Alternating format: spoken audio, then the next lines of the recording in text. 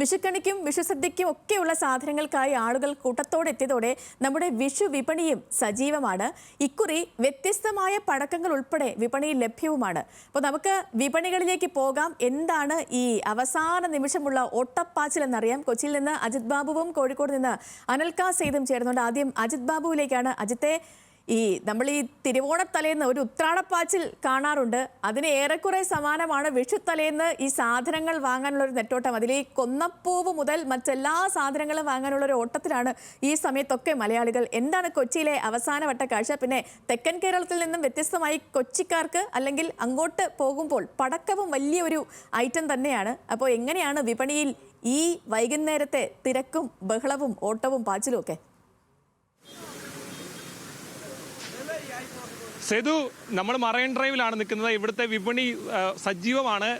കച്ചവടക്കാരൊക്കെ തന്നെ പറയുന്നത് കഴിഞ്ഞ വർഷങ്ങളെയൊക്കെ അപേക്ഷിച്ച് വലിയ തരത്തിൽ ആളുകൾ വിഷു വിപണിയിലേക്ക് എത്തുന്നുണ്ട്. മാത്രമല്ല, നമുക്കിവിടെ തിരക്ക് കാണാം. എല്ലാ തരത്തിലുള്ള ആളുകളും ഇങ്ങോട്ടേക്ക് എത്തുന്നുണ്ട്. പ്രത്യേകിച്ച് കണിക്കുന്ന വാങ്ങാൻ, അതുപോലെ തന്നെ കണി ഒരുക്കാനുള്ള സാധനങ്ങൾ വാങ്ങാൻ ഒക്കെ ആയിട്ട് ധാരാളം ആളുകൾ ഇങ്ങോട്ടേക്ക് എത്തുന്നുണ്ട്. ഈ വിപണി ആകെ സജീവമാണ്. അതോടൊപ്പം തന്നെ ഏറ്റവും വലിയ പ്രത്യേകത, അമ്മ എങ്ങനെയുണ്ടായിരുന്നു? എന്നൊക്കെ സാധനം മേടിക്കാനാണ് വന്നത്? ഞാൻ വിഷുവിന് എല്ലാ സാധനങ്ങളും മേടിച്ച് കണി വെക്കാനുള്ള എല്ലാം വാങ്ങി. ഇവിടെ വന്നാല് മറൈൻ ഡ്രൈവ് വന്നാൽ പിന്നെ എല്ലാം ഒരുമിച്ച് വാങ്ങിക്കാം. അപ്പൊ അതുകൊണ്ട് ഹൈക്കോടതിയിൽ വന്നാണ് എല്ലാം ഞാൻ വാങ്ങിക്കുന്നത്. ഇത്തവണ വിലയൊക്കെ എങ്ങനെ ഉണ്ടായിരുന്നു? വിലയൊക്കെ കുഴപ്പമില്ല. ഇപ്പൊ കുറവാണ് ഈ പ്രാവശ്യം. എല്ലാ പ്രാവശ്യത്തേലും കുറവാണ്. കണി ഒരുക്കാൻ എന്തൊക്കെ സാധനങ്ങളാണ് വാങ്ങിച്ചത്? കണി വെള്ളരി, മുന്തിരി, ആപ്പിള്, ക്യാരറ്റ്, വെജിറ്റബിളില് മുരിങ്ങാക്ക മേടിച്ചു. അങ്ങനെല്ലാം വാങ്ങിച്ചു. പിന്നെ കണിക്കൊന്ന, പിന്നെ മുല്ലപ്പൂമാല, ഇതൊക്കെ വാങ്ങി.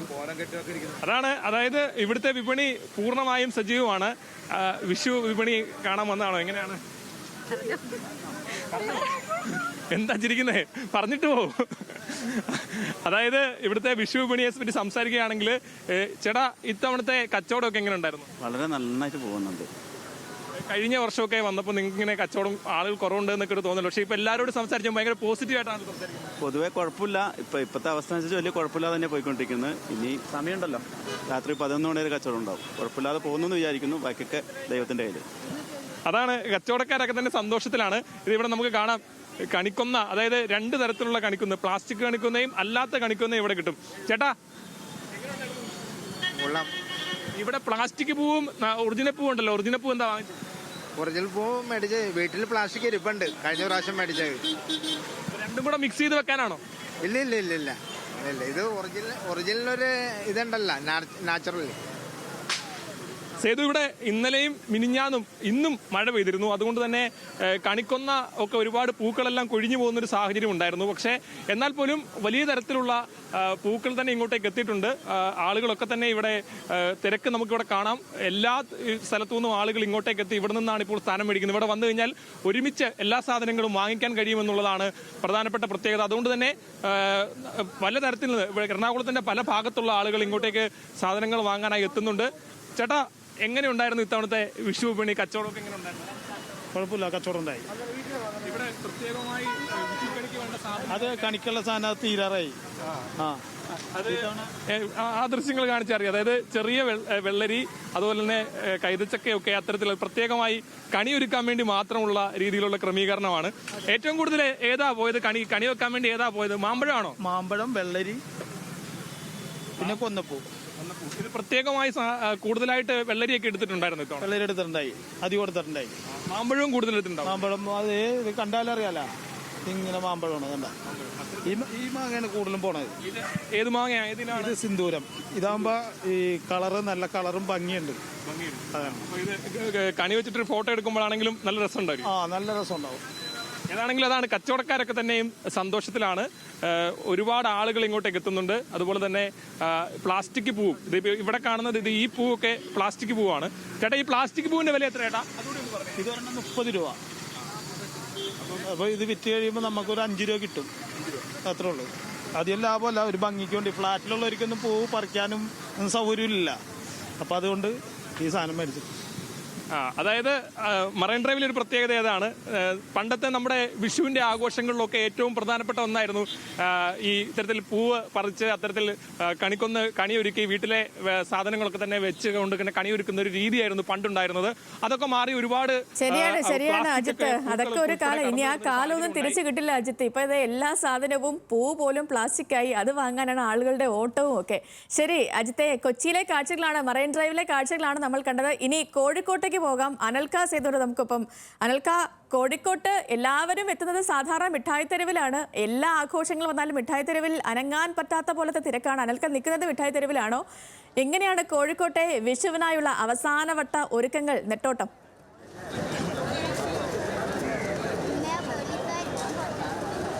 ഈ സേതുലക്ഷ്മി, ഞാനിപ്പോൾ നിൽക്കുന്നത് കോഴിക്കോട് മിഠായി തെരുവിലാണ്. ഈ മിഠായി തെരുവിനെ സംബന്ധിച്ചിടത്തോളം കോഴിക്കോടുകാർക്ക് ഏത് ആഘോഷം വന്നു കഴിഞ്ഞാലും, അപ്പോൾ വിഷു ആയിക്കോട്ടെ, ഓണം ആയിക്കോട്ടെ, പെരുന്നാളായിക്കോട്ടെ, കോഴിക്കോടുകാരെ സംബന്ധിച്ച് അതൊരു ഈ കോഴിക്കോട് ആഘോഷം തുടങ്ങുന്നത് ഈ മിഠായി തെരുവിൽ വെച്ച് നിന്നിട്ടാണ്. ഇപ്പോൾ നമുക്ക് ദൃശ്യങ്ങൾ കാണുന്ന പോലെ തന്നെ ഈ മിഠായി തെരുവിലെ വിപണി എന്ന് പറയുന്നത് വളരെ സജീവമാണ്. ഒരു ഭാഗത്ത് വസ്ത്രവിപണി വളരെ സജീവമാണ്, മറുഭാഗത്ത് ഈ ഫ്രൂട്ട്സും അതോടൊപ്പം തന്നെ അതിൻ്റെ മറ്റ്, അതായത് ഈ ഒന്നപ്പൂ ഉൾപ്പെടെയുള്ള കാര്യങ്ങൾ ഈ മിഠായി തെരുവിൽ കിട്ടിയിട്ടുണ്ട്. അതായത് അതോടൊപ്പം തന്നെ വലിയ കുടുംബമായി എല്ലാവരും ഈ മിഠായി തെരുവിലേക്ക് വരാറുള്ളത്. അതിപ്പം വസ്ത്രങ്ങൾ വാങ്ങാനായി കഴിഞ്ഞാൽ അല്ലെങ്കിൽ ചെരുപ്പുകൾ വാങ്ങാനായി കഴിഞ്ഞാലൊക്കെ തന്നെ ആ രീതിയിലൊക്കെ വലിയ രീതിയിൽ സജീവമാണ് ഈ മിഠായി തെരുവിലെ വിപണി എന്ന് പറയുന്നത്. അതോടൊപ്പം തന്നെ നമുക്കറിയാം, ഈ പെരുന്നാളായി കഴിഞ്ഞാൽ, വിഷു ആയി കഴിഞ്ഞാലൊക്കെ തന്നെ ഈ കോഴിക്കോടുകാരെ സംബന്ധിച്ച് പിന്നെ വസ്ത്രങ്ങളിലായിക്കോട്ടെ അല്ലെങ്കിൽ ഭക്ഷണങ്ങളിലായിക്കോട്ടെ എന്തെങ്കിലും തരത്തിലൊരു പുതുമ കൊണ്ടുവരും. ഇത്തവണ നമ്മൾ ഈ പടക്കത്തിലാണ് നമ്മൾ ഇത്തവണ ഒരു പുതുമ കൊണ്ടുവന്നിട്ടുള്ളത്. അതായത് നമുക്കറിയാം, ഉണ്ണിമൂന്നൻ മാർക്കോ സിനിമയുടെ പേരിൽ തന്നെ മാർക്കോ സ്കൈ ഷോട്ട് എന്ന് പറഞ്ഞിട്ടുള്ളൊരു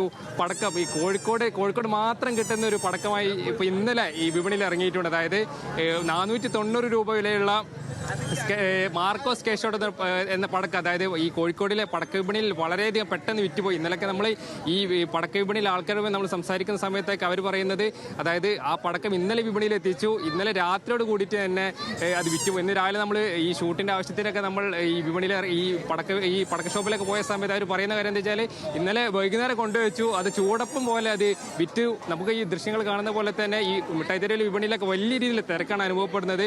അതായത് കുട്ടികളും മുതിർന്നവരും രക്ഷിതാക്കൾ ഉൾപ്പെടെ എല്ലാവരും ഈ വിഷുവിൻ്റെ അവസാനവട്ട തയ്യാറെടുപ്പുകൾക്ക് വേണ്ടിയിട്ട് മിഠായി തെരുവിൽ എത്തിയിട്ടുണ്ട്. നമുക്ക് ഈ ദൃശ്യങ്ങൾ കാണുന്ന പോലെ തന്നെ മിഠായി തെരുവിലെ ഏറ്റവും വലിയ ആകർഷണം എന്ന് പറയുന്നത് ഇവിടുത്തെ വസ്ത്രവിപണിയാണ്. അതായത് നമുക്ക് ഏറ്റവും കുറഞ്ഞ വിലയിൽ ഇവിടുന്ന് നമുക്ക് വസ്ത്രങ്ങൾ വാങ്ങാൻ കഴിയും. അതായത് ഏറ്റവും പുതിയ ട്രെൻഡിലുള്ള വസ്ത്രങ്ങൾ നമുക്ക് ഇവിടുന്ന് വാങ്ങാൻ കിട്ടും. അതോടൊപ്പം തന്നെ ഈ പെരുന്നാൾ ദിനത്തിലൊക്കെ നമ്മൾ കാണുന്ന പോലെ തന്നെ ഈ രാത്രി വരെ വലിയ രീതിയിൽ തിരക്കാൻ അനുഭവപ്പെടാറുള്ളത്.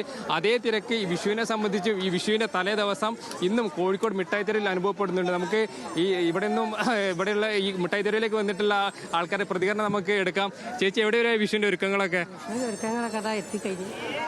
സാധനങ്ങളൊക്കെ വാങ്ങിയോ? എങ്ങനെയാണ് ഇവിടെ ഈ പച്ചക്കറി വിപണിയിലൊക്കെ വലിയ രീതിയിൽ വില ഉണ്ടോ? അത്യാവശ്യം വിലകളൊക്കെ. ചേട്ടൻ്റെ ഒരുക്കങ്ങൾ എവിടെയായി? പച്ചക്കറി വില കുറവാ, നല്ല കണ്ടീഷനാണ് ഈ വിഷു. ഈ വസ്ത്രം ഇവിടെ മിഠായി തെരുവിലെത്തിയിട്ട് വസ്ത്രം ഉഷാറാവും, അടിപൊളിയല്ലേ? വസ്ത്രമൊക്കെ എടുത്തോ? വസ്ത്രമൊക്കെ എടുത്താ. ഈ കണി കാണുന്ന ഒരുക്കങ്ങളൊക്കെ എവിടെ എത്തി? ഉഷാറായി. അതാണ് പറയുന്നത്. അത് എല്ലാ തയ്യാറെടുപ്പുകളും കോഴിക്കോടുകാരെ സംബന്ധിച്ച് അതിന്റെ തയ്യാറെടുപ്പുകളൊക്കെ പൂർത്തിയാക്കിയിട്ടുണ്ട്. ഇനിയിപ്പോൾ അവസാന ഘട്ട ഒരുക്കങ്ങളിലേക്കാണ് പോകുന്നത്. ഞാൻ നേരത്തെ സൂചിപ്പിച്ച പോലെ തന്നെ ആകാശത്ത് വർണ്ണവിസ്മയം തീർക്കാൻ മാർക്കോ സ്കൈ ഷോട്ടാണ് കോഴിക്കോടുകാർ ഇത്തവണ ഇറക്കിയിട്ടുള്ളത്. നമുക്കറിയാം, ഏത് ആഘോഷമായി കഴിഞ്ഞാലും കോഴിക്കോടുകാരെ സംബന്ധിച്ച് ഏതെങ്കിലും തരത്തിലൊരു ട്രെൻഡ്, അതിൽ എന്തെങ്കിലും ഒരു പുതുമ കോഴിക്കോടുകാർ കൊണ്ടുവന്നിട്ട് ഇത്തവണ പടക്കത്തിലാണ് ആകാശത്ത് വർണ്ണവിസ്മയം തീർക്കുക. ഇത്തവണ കോഴിക്കോടുകാർ ഇറക്കിയിട്ടുള്ളത് സ്കൈ ഷോട്ട് എന്ന് പറഞ്ഞ് മാർക്കോ സ്കൈ ഷോട്ട് എന്ന് പറഞ്ഞിട്ടുള്ള ഈ അതിമനോഹരമായിട്ടുള്ള ഒരു പടക്കമാണ് ഇറക്കിയിട്ടുള്ളത്. അപ്പോൾ നമ്മൾ കണ്ടിട്ടില്ല. അതോടൊപ്പം തന്നെ മറ്റ് വിപണികളെ കേരളത്തിലെ മറ്റ് സ്ഥലങ്ങളെ അപേക്ഷിച്ചൊക്കെ തന്നെ മിഠായി തെരുവിന് ഒരു അല്പം മൊഞ്ച് കൂടുതലാണ്. ഇതിപ്പം നമ്മൾ എന്ത് സാധനം വാങ്ങുകയാണെങ്കിലൊക്കെ തന്നെ വളരെ വില കുറഞ്ഞിട്ട് നമുക്ക് ഇത്തരം ഡ്രസ്സായിക്കോട്ടെ അല്ലെങ്കിൽ പടക്കങ്ങളായിക്കോട്ടെ എന്ത് സാധനങ്ങളും ഈ കോഴിക്കോട് മിഠായി തെരുവിൽ നമുക്കിവിടെ കിട്ടും. അതോടൊപ്പം തന്നെ ഈ തിരക്കുകളിൽ നിന്നൊക്കെ നമുക്ക് മനസ്സിലാക്കാൻ കഴിയുന്നത് വലിയ രീതിയിലുള്ള തിരക്ക്. അതായത് സമയം 6:30 അടുത്തിട്ടുള്ളൂ. ഇനിയിപ്പോൾ ഒരു 7 മണി 7:30 എന്ന സമയത്തൊക്കെ വലിയ രീതിയിലുള്ള തിരക്ക് ഇവിടെ അനുഭവപ്പെടുന്നുണ്ട്. ഏതായാലും ഈ കോഴിക്കോടുകാരെ സംബന്ധിച്ച് അതിന്റെ എല്ലാ ശരി അനൽക്ക, കോഴിക്കോട്ടെ വിഷുത്തലേന്നത്തെ കാഴ്ചകളാണ് നമ്മൾ ഈ കണ്ടത്. മിഠായി തെരുവിലെ കാഴ്ചകളാണ്. അനൽക്ക സേതാണ് വിവരങ്ങൾ നൽകിയത്. ഒപ്പം കൊച്ചിയിലെ വിവരങ്ങൾ നൽകുകയായിരുന്നു അജിത് ബാബുവും.